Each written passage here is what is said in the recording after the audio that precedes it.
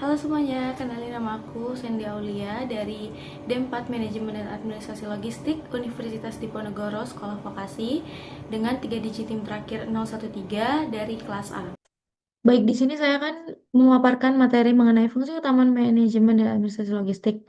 Langsung saja ke materi pertama.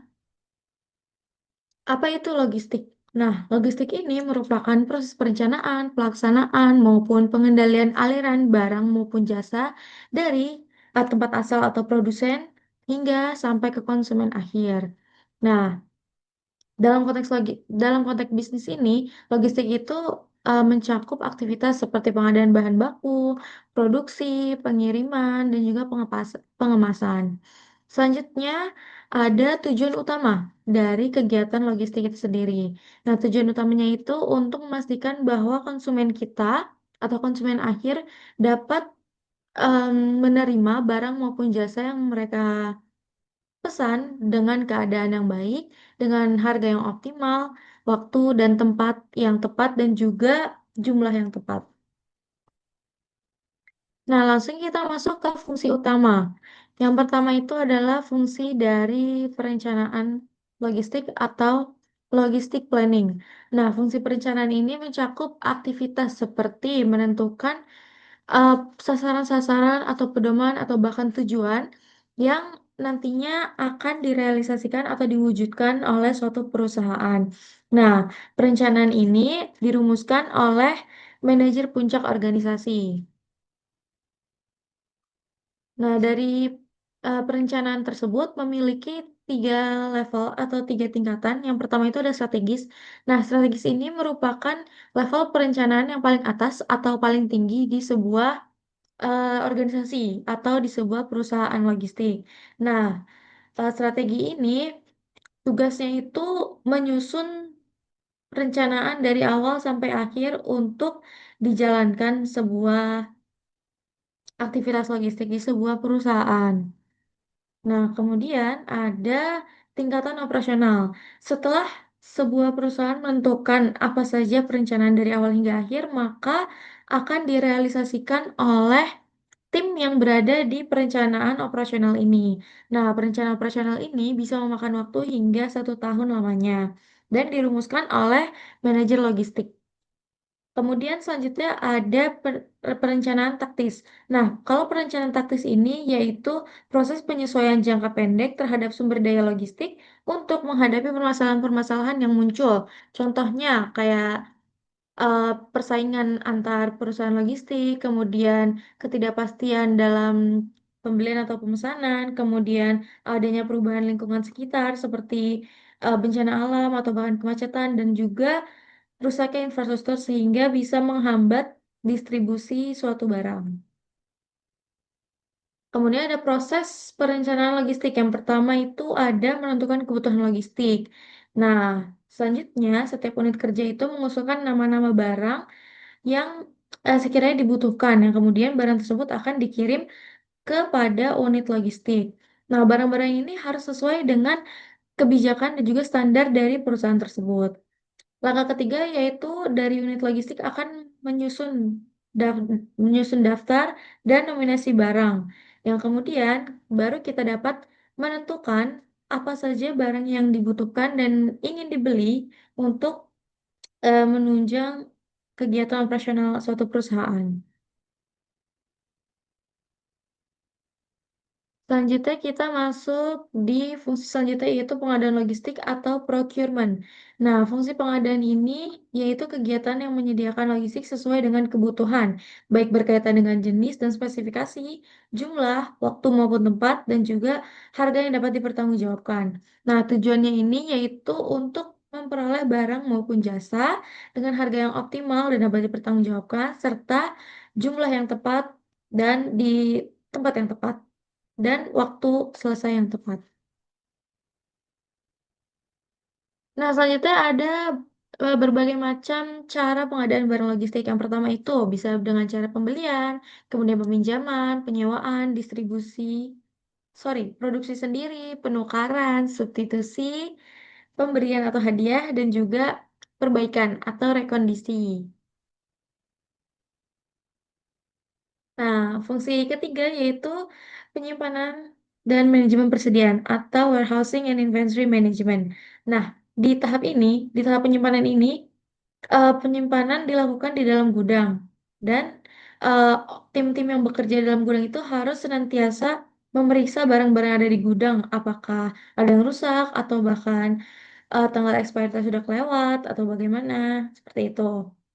Nah, di dalam gudang ini tidak hanya menyimpan, tetapi juga ada kegiatan seperti pengemasan.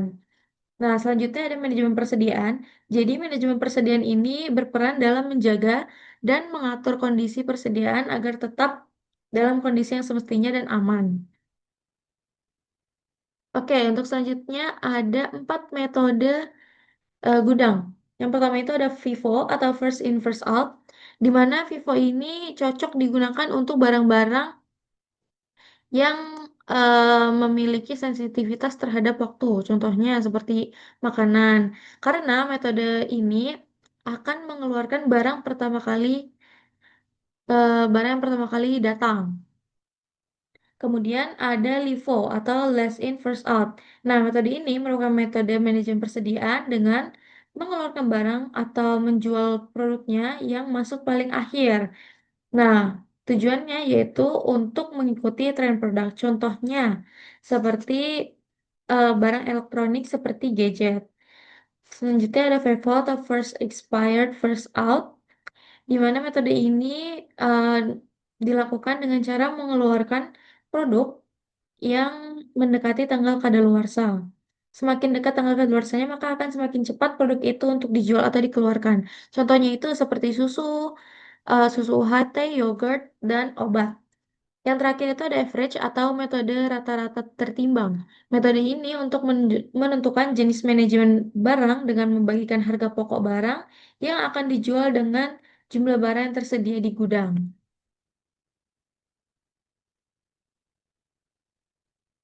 Selanjutnya ada fungsi terakhir yaitu distribution and transportation management. Nah, di distribusi ini singkatnya yaitu aktivitas eh, untuk mengirimkan barang dari produsen ke konsumen akhir. Yang selanjutnya itu ada transportasi. Nah, kalau transportasi ini mencakup permintaan dan penawaran layanan. Permintaannya itu dapat digunakan untuk memindahkan barang ataupun seseorang dari satu tempat ke tempat lain. Nah, kalau transportasinya merupakan suatu alat yang dapat menunjang untuk perpindahan produk atau orang tersebut. Baik, selanjutnya ada berbagai moda transportasi yang sering digunakan dalam kegiatan logistik. Yang pertama itu ada transportasi darat, yaitu truk. Nah, transportasi ini cocok digunakan ketika kita ingin mengirim barang yang jumlahnya tidak terlalu besar, kemudian tidak sensitif terhadap waktu. Karena transportasi darat ini memang murah, tetapi membutuhkan waktu yang lama dalam pengirimannya. Bisa bisa juga terjadi adanya eh, keterlambatan akibat kondisi cuaca yang buruk atau kemacetan gitu. Selanjutnya ada transportasi laut atau kapal. Nah, transportasi ini umum sekali digunakan di dunia logistik baik itu internasional maupun eh, nasional. Karena eh, transportasi laut ini dapat mengangkut barang dengan jumlah besar dan harga yang murah. Tetapi kekurangannya itu lagi-lagi ada di sisi pengiriman waktunya.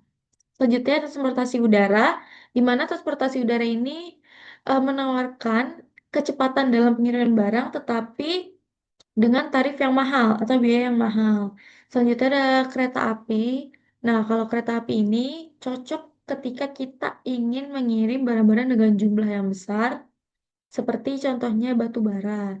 Nah, harganya juga lumayan lebih rendah, tetapi ketika kita bongkar muat atau adanya transit barang itu akan membutuhkan waktu yang lumayan lama dan juga membutuhkan tenaga kerja yang banyak. Selanjutnya ada transportasi pipa. Nah, pipa ini cocok untuk mengirim barang-barang yang bersifat cair, contohnya kayak minyak bumi, minyak mentah, ataupun gas alam. Nah, em, pipa ini menyediakan transportasi yang berkelanjutan dan efisien, tetapi memiliki biaya yang cukup mahal pada saat pertama kali pemasangannya. Selanjutnya ada transportasi multimoda atau intermodal, yaitu penggabungan antara dua transportasi dengan tujuan untuk menghemat biaya dan menghemat waktu tempuh.